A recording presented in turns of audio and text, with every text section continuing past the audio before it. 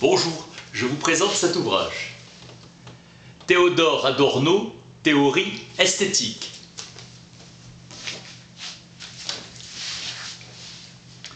Dernier écrit d'Adorno, l'un des fondateurs de l'école de Francfort. Démarche marxiste et non dogmatique. L'art est déchiré, inutile et asocial. L'industrie culturelle se dissout dans la consommation. La convergence entre l'art et la philosophie se réalise dans la critique de la société capitaliste. Le sursis de l'art dépend de la vivacité du souvenir de la souffrance accumulée au cours de l'histoire. L'absolue liberté de l'art entre en contradiction avec l'état permanent de non-liberté du tout. L'art puise son concept dans la constellation de moments qui se transforment historiquement et se ferment à la définition. Bien des œuvres se métamorphosent en art à travers l'histoire alors qu'elles n'en étaient pas. Au propre concept d'art est mêlé le ferment de sa suppression. Selon le mot de Schoenberg, on peint un tableau et non ce qu'il représente. Toute l'œuvre d'art aspire d'elle-même à l'identité avec soi. Les œuvres d'art sont des copies du vivant empirique. Le caractère ambigu de l'art, comme autonome et comme fait social, se répercute constamment sur le champ de son autonomie. La liberté des œuvres d'art se trouve être la ruse de leur raison. Toute œuvre d'art est un moment, réponse à leur propre question. L'art est l'antithèse sociale de la société. L'art a des racines psychanalytiques dans l'imagination, désir de l'œuvre de construire un monde meilleur, libérant la dialectique totale alors que la conception de l'œuvre d'art comme langage purement subjectif de l'inconscient est totalement incapable de le faire. En réalité, dans les œuvres d'art, plus on y comprend quelque chose, moins on jouit des œuvres. L'œuvre d'art excite le consommateur par son caractère sensuel, marchandise, où la fausse relation à l'art est étroitement liée à l'angoisse de la possession. Représentation fétichiste susceptible d'être détruite par la réflexion. Comme la Renaissance suivit après une période ascétique, l'impressionnisme correspondit à une réaction anti-victorienne. Par la satisfaction sensible, l'apparition essentielle à l'œuvre d'art se replie sur elle-même. Pour Alban Berg, le fait dans les charnières ne soit pas visible dans la charpente et la colle n'ait pas d'odeur constitue une parcelle d'objectivité. Pour l'art moderne, depuis Baudelaire et Tristan, constitue véritablement une sorte d'invariant du modernisme, triomphe de l'être pour autrui, où la lettre de Lord Chandos est restée célèbre, Hofmannsthal, comme premier et pénétrant témoignage. La création littéraire s'est retranchée dans l'abandon sans réserve au processus de désillusion qui détruit le concept du poétique. C'est ce qui rend irrésistible l'œuvre de Beckett. L'art ne réagit pas à la perte de son caractère d'évidence uniquement par des modifications concrètes de son comportement et des procédures, mais en secouant le joug qui constitue son propre concept. L'ancienne affinité contemplateur contemplée est renversée. L'œuvre d'art, simple factum, on brade comme marchandise le moment mimétique, incompatible avec toute essence causale. Chosale.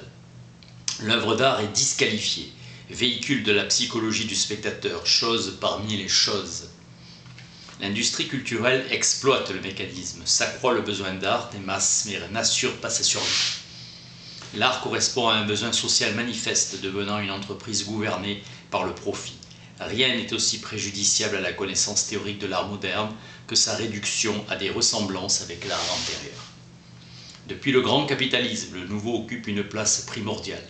La position de l'art contemporain vis-à-vis de la tradition qu'on lui reproche d'être une perte de tradition est conditionnée par le changement interne de la tradition elle-même. La réflexion un peu simpliste de Schoenberg, celui qui ne cherche pas ne trouve pas, sert de slogan au nouveau.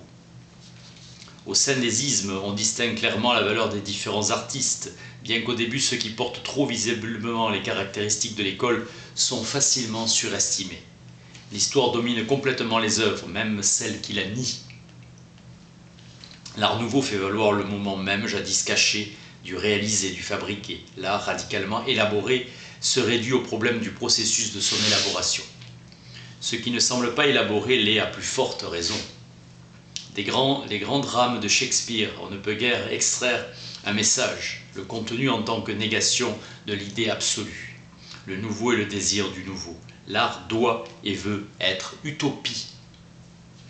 d'autant plus radicalement que le réel empêche l'utopie. L'art qui se tourne vers la société est quelque chose de social. L'art moderne doit se montrer à la hauteur de la grande industrie. Les œuvres d'art se critiquent mutuellement, cela et non la continuité historique de leur dépendance. Une œuvre d'art est l'ennemi mortel de l'autre. L'unité de l'histoire de l'art est la figure dialectique d'une négation déterminée. Selon Baudelaire, le monde a perdu son parfum et depuis sa couleur. Ce qui passe pour laid, ce qui est rejeté par l'art en marche vers son autonomie, et ce qui est historiquement vieilli et qui est en soi-même médiatisé. Réflexion de Nietzsche selon laquelle toutes les bonnes choses ont été un jour mauvaises, point de vue partagé par Schelling sur la terreur originelle. Le contenu aboli est restauré et sublimé en imagination et en forme. La beauté n'est pas le pur commencement à la manière platonicienne, mais a pris forme dans le refus de l'ancien objet de la crainte qui ne devient laid que par ce refus. La beauté est le sortilège ensorcelé. On peut admettre que le beau a plutôt pris naissance dans le laid qu'inversement. Les œuvres d'art projettent le cruel dans sa nudité dès que leur sortilège s'effondre. L'art constitue un moment du processus de ce que Max Weber appelait le désenchantement du monde, impliqué dans la rationalisation. Les aspects irrationnels du surréalisme provoquèrent la surprise, luttèrent contre la violence, l'autorité et l'obscurantisme. Le fait que le fascisme considère toute intelligence comme un moyen en vue d'une fin, il dévora tout. L'œuvre d'art, produit humain, est dans le langage kantien chose en soi. L'art n'est pas, comme voulait le faire croire l'idéalisme, la nature, mais il veut tenir la promesse de la nature. Sur la voie de sa rationalité, l'humanité perçoit dans l'art ce que la rationalité oublie et ce à quoi fait appel sa réflexion seconde. Le beau naturel est trace du non-identique dans les choses sous le sortilège de l'identité universelle. Si le langage de la nature est muet, l'art s'efforce de faire parler ce silence. La beauté de la nature tient au fait qu'elle semble dire plus qu'elle n'est. Dans toute l'œuvre naïve apparaît quelque chose qui n'est pas. Les procédés latents dans les œuvres d'art qui apparaissent dans l'instant, l'historicité interne, constituent leur histoire externe sédimentée. L'immanence des œuvres d'art s'illumine dans leur apparition sensible. Dans l'esthétique d'Hegel, l'objectivité de l'œuvre d'art était objectivité transformée en son altérité et en même temps vérité identique de l'esprit.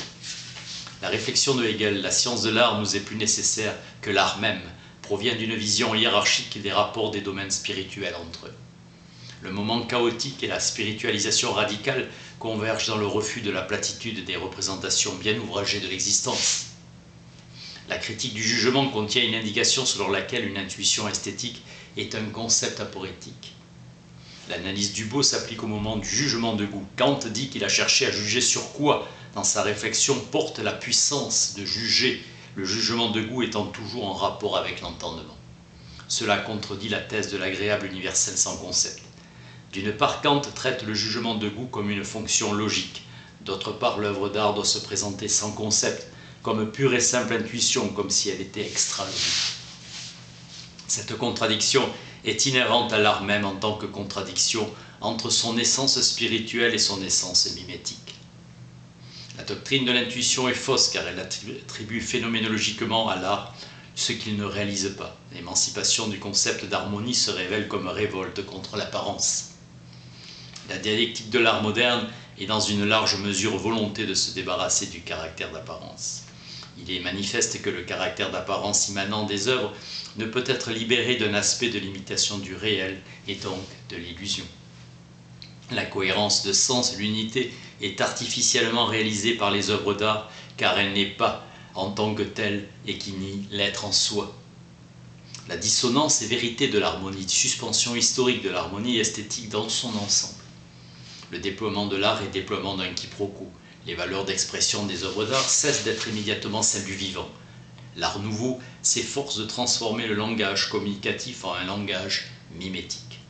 La mimésie dans l'art est le pré-spirituel, le contraire de l'esprit, et en retour ce dont à partir de quoi il s'illumine. L'esprit est devenu dans les œuvres d'art principe de construction. Toutes les œuvres d'art et l'art en général sont des énigmes. C'est la raison pour laquelle l'étude des Béotiens est intéressante, car le caractère énigmatique de l'art aboutit dans leur cas à la négation totale de l'art, devenant critique extrême en tant que conduite défectueuse, support de sa vérité.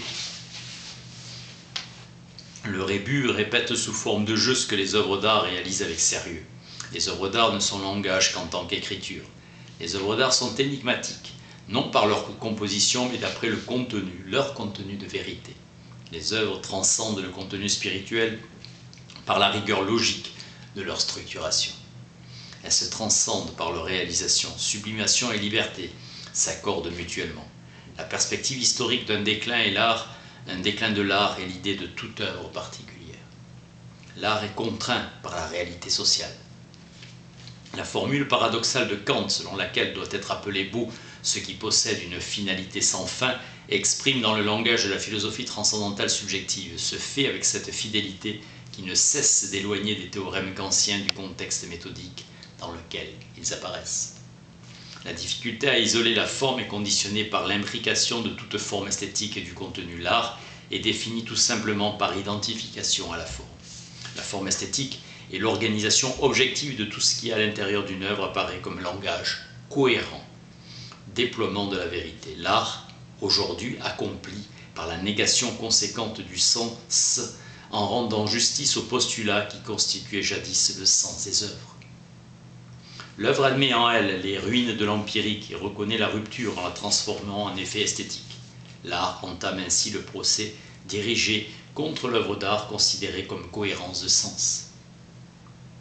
Les œuvres d'art sont affranchies des conceptions de l'harmonie et de la symétrie, la forme se constituant que comme élément différent, que comme différence vis-à-vis du non identique.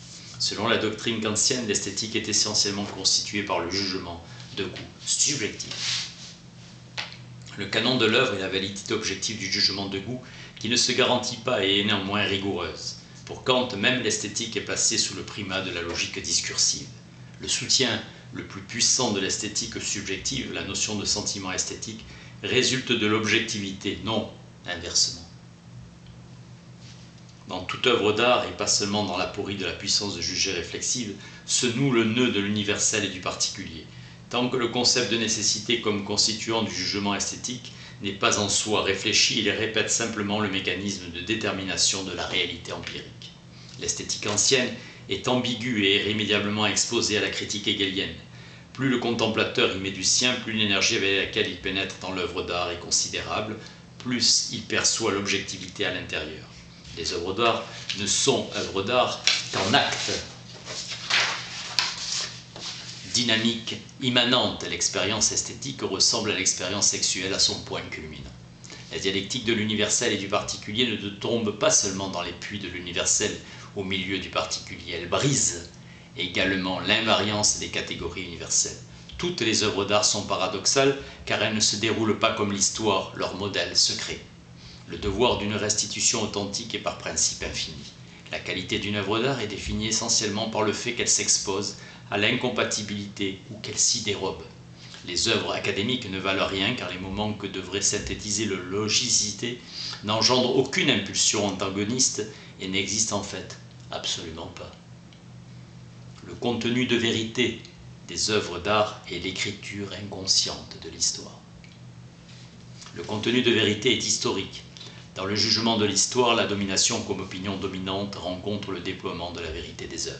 Chez Kierkegaard, l'ascendance du sublime se confond avec la nécessité pour l'art de ne pas surclasser les contradictions fondamentales, mais de les combattre en soi jusqu'au bout. La tragique et le comique, le tragique et le comique disparaissent dans l'art moderne et se maintiennent en lui dans leur déclin. Le principe d'individuation qui implique l'exigence du particulier esthétique n'est pas seulement lui-même universel en tant que principe, mais inhérent au sujet qui s'émancipe. Depuis des temps immémoriaux, l'art s'efforce de sauver le particulier. La particularisation progressive lui est immanente. Ce que Benjamin appelle l'élimination de l'indicible n'est rien d'autre que la concentration du langage sur le particulier, le renoncement à poser immédiatement ces universaux comme vérité métaphysique. Les œuvres produites dans la liberté ne peuvent s'épanouir sous la constante servitude sociale. La technique est constitutive pour l'art car elle résume que toute œuvre d'art est faite par des hommes et que son aspect artistique est leur produit. La technique n'est pas l'abondance de moyens, mais le pouvoir emmagasiné de se mesurer à ce que l'œuvre exige elle-même objectivement. Phrase clé des réflexions de Benjamin, on ne sait plus rêver de la fleur bleue. L'histoire de l'art moderne est rigoureusement identique à l'histoire philosophique, ce que Hegel appelait le déploiement de la vérité. Avant l'émancipation du sujet, l'art était plus directement quelque chose de social. Son autonomie, émancipation vis-à-vis de la société, était fonction de la conscience bourgeoise de la liberté qui elle-même était à son tour étroitement liée à la structure sociale. L'art est social par la position antagoniste qu'il adopte vis-à-vis de la société, se cristallisant comme chose spécifique en soi au lieu de s'opposer aux normes sociales existantes et de qualifier comme socialement utile. L'art critique la société par le simple fait qu'il existe. L'art ne se maintient en vie que par sa force de résistance sociale. S'il ne se réifie pas, il devient marchandise. La forme agit comme un aimant qui organise les éléments de la réalité empirique d'une manière qui les rend étrangers au contexte de leur existence. Et social en art, son mouvement immanent contre la société, non sa prise de position manifeste. Toute œuvre d'art authentique opère une révolution en soi. Fréquemment, le social et l'économique interviennent directement dans la production artistique. Ce qui est décisif dans les œuvres d'art, sur le plan social, revient à la part de contenu qui s'exprime dans leur structure formelle. Kafka codifie dans le rebut du monde administré ce qui arrive aux hommes placés sous l'emprise totale de la société. Chez Kafka, le fait que la forme soit le lieu du contenu social doit être concrétisé dans la langue. L'habitus linguistique de l'être ainsi et pas autrement est le moyen grâce auquel l'emprise sociale deviendra apparition. L'art n'est pas un complément culturel facultatif de la science, mais est lié critiquement à elle. La brutalité envers les choses est potentiellement une brutalité envers les hommes. L'immanence de la société dans l'œuvre est le rapport social essentiel de l'art, non pas l'immanence de l'art dans la société. La surtension idéologique confère directement à l'œuvre son contenu de vérité non idéologique, qualité authentique que Nietzsche admirait. Le caractère bourgeois tend profondément à s'en tenir à la médiocrité au détriment d'une compréhension meilleure. La conscience moyennement cultivée s'en tient obstinément ou ça me plaît en souriant, cyniquement embarrassée sur le fait que la camelote culturelle est spécialement fabriquée pour duper le consommateur. L'art doit être un hobby confortable et facultatif. Le tableau de Picasso, Guernica, par une rigoureuse incompatibilité avec le réalisme prescrit, grâce à une construction inhumaine, acquiert cette expression qui accuse son caractère de protestation sociale par-delà tout malentendu contemplatif. Le noble devient mauvais et lui-même vulgaire lorsqu'il se pose comme tel, car jusqu'à aujourd'hui rien n'est noble. L'effet des œuvres d'art est celui du souvenir qu'elles attestent par leur existence. Aucune œuvre d'art ne peut socialement être vraie si elle n'est pas également vraie en elle-même. L'art est apparenté à la paix, moment de dislocation qui devient la vérité de l'art.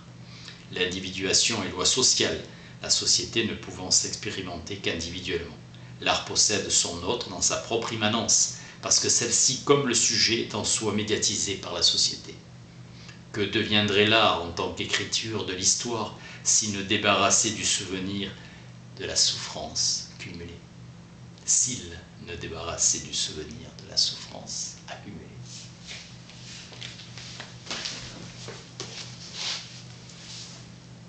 Théorie esthétique de Théodore Adorno. Merci.